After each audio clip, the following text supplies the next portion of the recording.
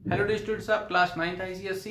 हम लोग natural regions of the world में इसके पहले इक्वेटोरियल रीजन, मानसून रीजन और डेजर्ट रीजन पढ़ चुके हैं। ठीक है, और भी वेरियस रीजन है वो सब हम पढ़ेंगे। उसमें से आज का जो हमको पढ़ना है वो है ट्रॉपिकल ग्रासलैंड, जिसके अदर नेम सवाना और ट्रॉपिकल सूडान क्लाइमेट है। सबसे पहले आप स्क्रीन पे ये मैप देख लो कि ये रीजन कहाँ पाए जा रहे हैं, फिर हम इस पे आगे बात करेंगे। तो इसमें इस वर्ल्ड मैप में आप ग्रीन पैचेज देख सकते हो जो कि क्या है, आपके सवाना रीजन से या ट्रॉपिकल ग्रासलैंड रीजन से।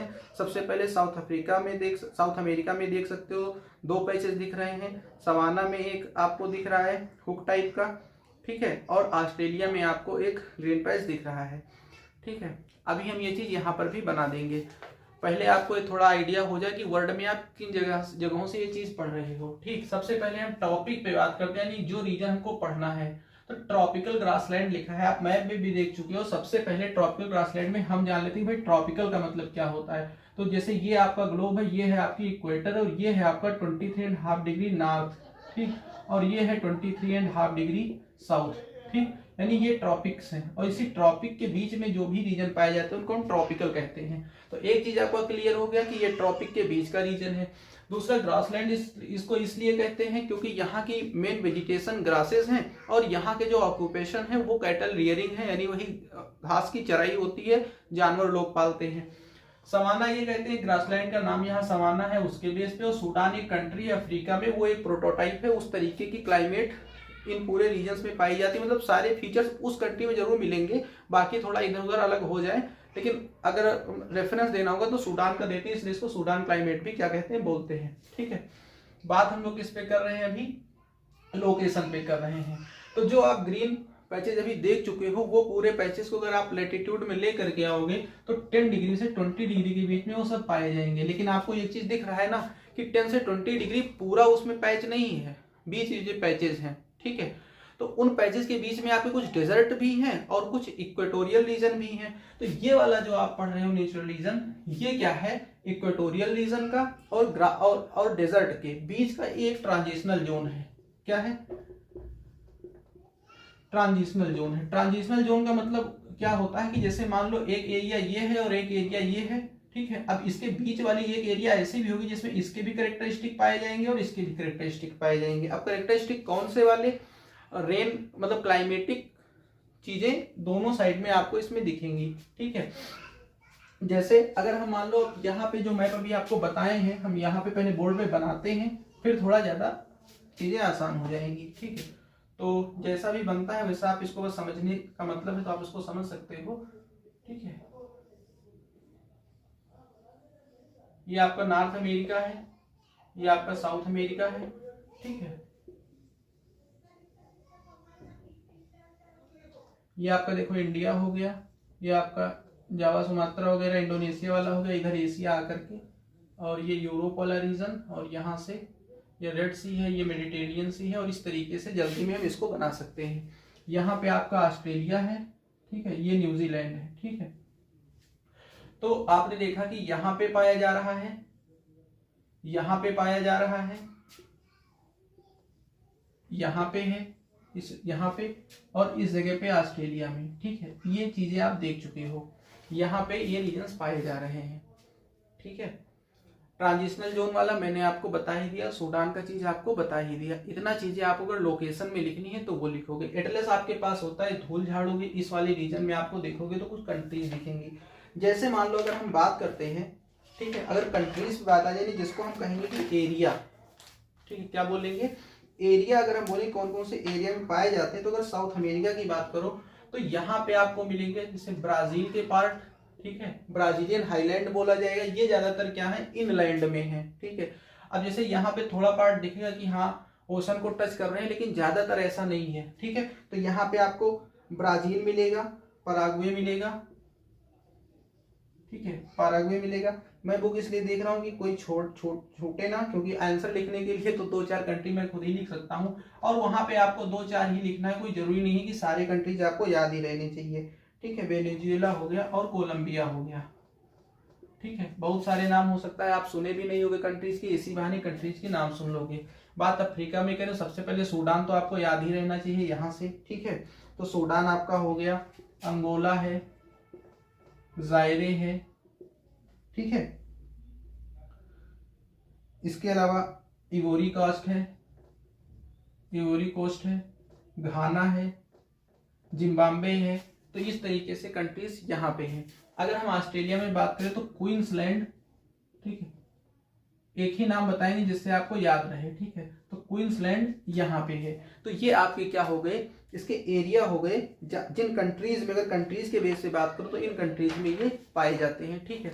अब अगर बात करोगे यहाँ के क्लाइमेट की, अभी जो हमने कहा था कि मैप पे बनाएंगे तो कुछ चीज बताएंगे, तो यहाँ से आप एक चीज देखने की कोशिश करो, ठीक है, कि यहाँ से आपकी इक्वेटर पास होती है और इन्हीं रीजन्स में यहाँ पे ये चीज पाए जा रहे हैं। अच्छा, इक्वेटर से दूर भी जा रहे हैं, इक्वेटर के पास में भी आ रहे हैं।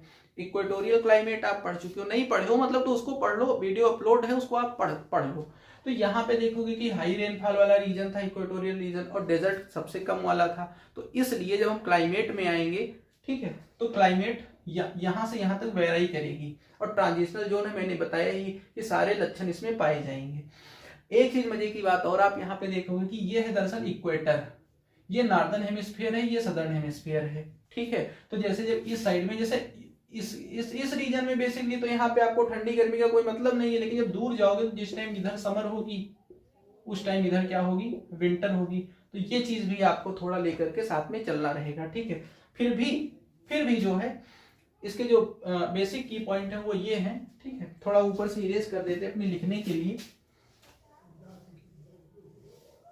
तो एक करेक्टर इसकी ये हो जाएगी कि यहाँ पे क्या होगा, hot summers, hot dry summers, यानी रेनफॉल यहाँ पे क्या होगी,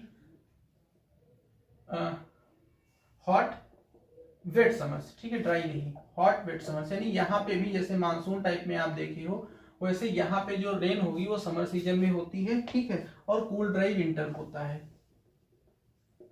कूल ड्राई विंटर होता है, ठीक है। तो एक कैरेक्टरिस्टिक इसकी क्लाइमेट की ये हो गई।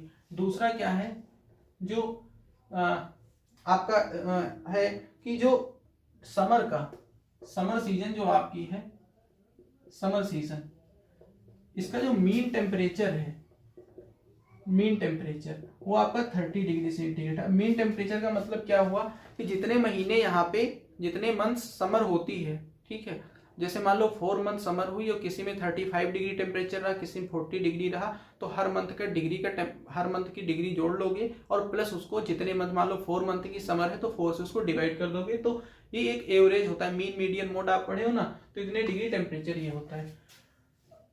विंटर का जो टेम्परेचर यहाँ पे होता है वो आपका होता है क्या, 15 डिग्री सेंटीग्रेड। और आपको पता है कि नॉर्दर्न हेमिस्फीयर में समर जो है वो भाई मार्च अप्रैल में यहाँ पे होगा, मार्च अप्रैल के टाइम पे।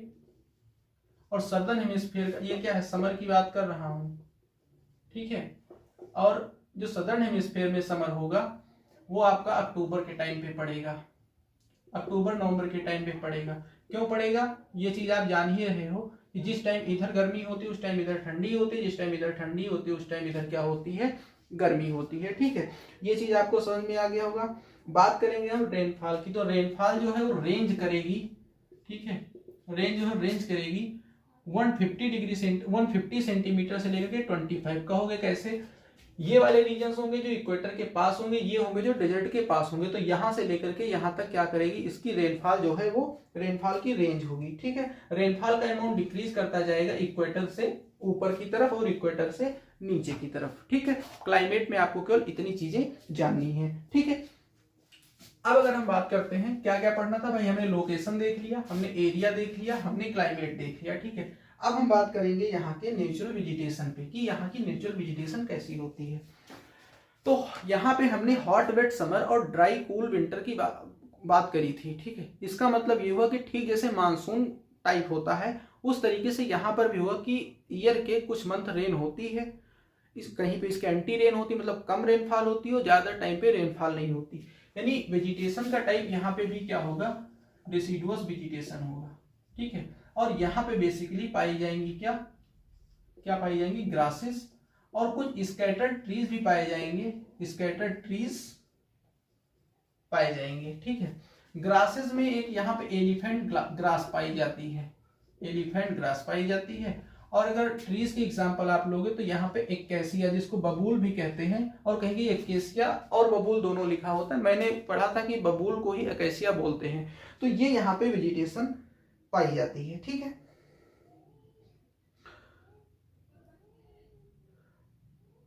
अब बात करोगे अगर यहाँ ह्यूमन एडेप्टेशन की,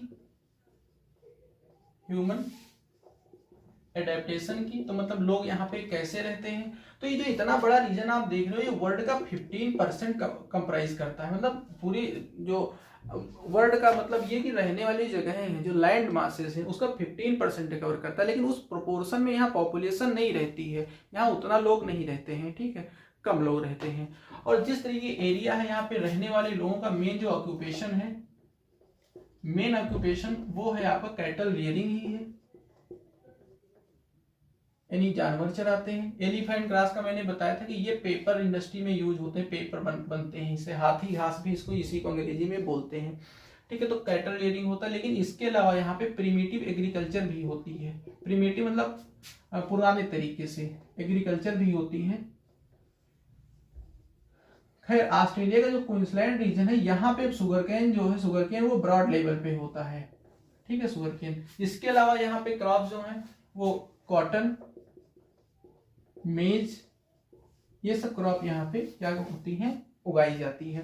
तो बस इतनी चीज, यानी 10 मिनट के वीडियो में आपका ये चीज क्लियर हो गया। बोर्ड एग्जाम में जितना अभी इस वीडियो में आपने पढ़ लिया है, इसके बेस पे आप 100% करोगे, इससे ज्यादा इसमें कुछ नहीं आने वाला है। चैनल पे अगर आप नए हो तो चैनल सब्सक्राइब करके नोटिफिकेशन बेल ऑन कर देना, जिससे अगली वीडियो जब हम बनाएं तो अगर धोखे से आप यहाँ पहुंच गए तो अगली बार फिर आप हमें आसानी से पा जाओ। हो सकता है अगर ना सब्सक्राइब करो तो फिर आपकी फीड में हम ना दिखाई पड़े। Thank you everyone.